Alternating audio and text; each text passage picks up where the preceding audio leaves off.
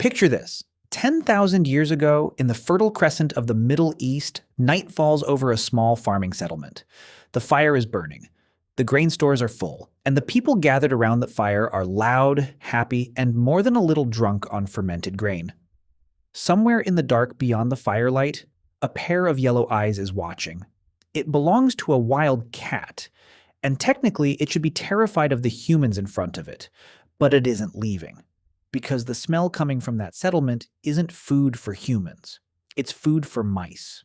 And where there are mice, there is a hunting ground too good to pass up. That single calculation, that the mice were worth the risk, quietly started the strangest domestication story in human history. For hundreds of thousands of years before this moment, humans and wild cats crossed paths constantly, and nothing changed. Why? Because hunter-gatherers had nothing to offer a cat. No stored food, no fixed home, no reason for a cat to stick around. Then agriculture changed everything. Humans started storing grain, and grain attracted mice by the thousands.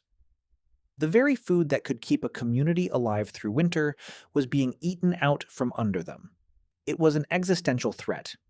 Enter the wild cat, Felis sylvestris libica, the direct ancestor of every housecat alive today. Built for exactly this job: silent stalking, explosive speed, a compulsive drive to kill small rodents. The cats didn't need convincing, the mice were already there, and the humans noticed. Not that they tamed the cats, they simply stopped chasing them off. Researchers call this commensalism. One species benefits, the other tolerates. No breeding programs, no selection, just an unspoken truce at the edge of the firelight. Here's the part almost nobody connects to this story: the nightlife. Anthropologist Polly Wiesner's research on hunter-gatherer communities found that after dark, human behavior transforms into singing, storytelling, dancing, drinking. Sites like Göbekli Tepe and Rakafet Cave show ancient humans were fermenting and feasting as early as 13,000 years ago. All that noise, warmth, and food drew insects. Insects drew rodents, and rodents drew cats straight to the edge of the party. Night after night, the boldest cats came closer. And here's the twist: humans weren't selecting these cats. The cats were selecting themselves. The calmer, less fearful individuals stuck around and thrived near people. The anxious ones fled back to the wild. Over generations, this self-domestication produced a population of cats that were simply less afraid of humans, with nobody choosing to breed them at all.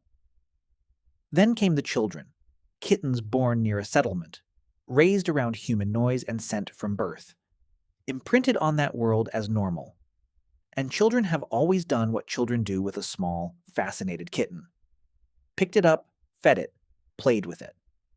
That daily contact is likely what turned tolerance into genuine companionship. The proof survives in the ground. On the island of Cyprus, which had no native wildcats at all, archaeologists found a human buried beside a cat, deliberately, carefully, around 9,500 years ago. Someone carried that cat across open water. Someone cared about it enough to be buried beside it. And here's the detail that makes this story so strange. Cats never really finished domesticating. Genetically, physically, behaviorally, a house cat is almost identical to its wild ancestor. A dog returned to the wild would struggle to survive. A cat wouldn't even notice the difference. That's the real ending of this story. Dogs were shaped by us into needing us.